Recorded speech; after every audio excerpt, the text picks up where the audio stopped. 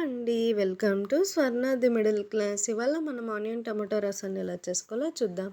ముందుగా ఒక 5 టమాటాలనైతే తీసుకొని కట్ చేసుకొని ఒక బౌల్లోకి వేసుకొని అందులోకి కొద్దిగా చింతపండునైతే తీసుకొని ఆ టమాటాలు చింతపండు మునిగే వరకు వాటర్నైతే పోసి ఇప్పుడు వాటిని మనమైతే స్టవ్ ఆన్ చేసుకొని స్టవ్ మీద పెట్టేసుకొని ఒక 15 to 20 మినిట్స్ వరకు బాగా ఉడికిచ్చేస్తే సరిపోతుంది. ఎందుకంటే టమాటాలు చింతపండు అనేటివి ఈజీగా ఉడికిపోతాయి.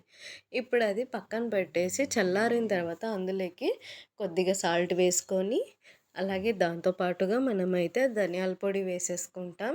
దాంతో పాటుగా మిరప్పొడిని వేసేసుకుంటాం. అలాగే రసం పౌడర్ని కూడా అందులోకి వేసేసుకొని మిశ్రమాన్నంతా బాగా మిక్స్ అయ్యేలా కలుపుకోవాలి. ఆ టమోటాలు చింతపండు బాగా మెత్తగా పిసుక్కోవాలన్నమాట. అలా మిక్స్ చేసుకున్న తర్వాత మనమైతే పక్కన పెట్టేసి పులుపుకు తగ్గట్టు మనమైతే వాటర్ వేసేసుకుంటాం. అలా వేసుకున్న దాన్ని పక్కనైతే పెట్టేసుకొని ఇప్పుడు తిరవాత కోసం ఎండుమిర్చి, పచ్చిమిర్చి, తెల్లగడ్డలు, ఎర్రగడ్డలు అలాగే కొత్తిమీర కరివేపాకునైతే తీసుకుంటాం.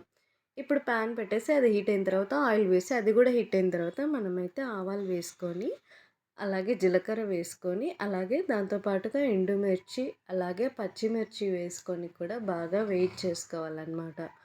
ఒక 2 to 3 మినిట్స్ వరకు పచ్చిమిర్చి అనేది బాగా వెయిట్ చేసుకోవాలి. అలా వేయించుకున్న తర్వాత అందులోకి మనం మెయిన్ ఇంగ్రీడియంట్స్ అయిన ఆనియన్స్ అది కూడా వేసేసుకొని ఒక 2 to 3 మినిట్స్ వరకు బాగా వెయిట్ చేసుకొని మనమైతే అందులోకి తెల్లగడ్డలు కూడా వేసుకొని వెయిట్ చేసుకుంటాం.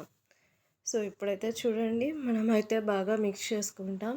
ఇలాంటి మరిన్ని కొత్త కొత్త రెసిపీస్ కోసం మన ఛానల్ని సబ్స్క్రైబ్ చేసుకోండి. మన కంటెంట్ మీకు నచ్చినట్లయితే సబ్స్క్రైబ్ చేసుకోండి, సపోర్ట్ చేయండి. సో ఇప్పుడైతే అందులోకి మనం కొద్దిగా పసుపునైతే వేసుకొని కూడా బాగా వెయిట్ చేసుకోవాలి ఒక 2 to 3 మినిట్స్ వరకు. అలా వేయించుకున్న తర్వాత మనం ముందుగా ప్రిపేర్ చేసి పెట్టుకున్న రసాన్ని అయితే మనం అందులోకి వేసేసుకుంటాం. టమాటో రసాన్ని అలా వేసుకున్న తర్వాత ఒక 5 to 10 మినిట్స్ వరకు ఉడికిచ్చేస్తే సరిపోతుంది. అందులోకి మనమైతే ఇప్పుడు లాస్ట్ అండ్ ఫైనల్గా కొత్తిమీర కరివేపాకు అయితే వేసుకొని ఒక 5 to 10 మినిట్స్ వరకు స్టవ్ మీద పెడితే మనకి రసం అనేది రెడీ అయిపోతుంది.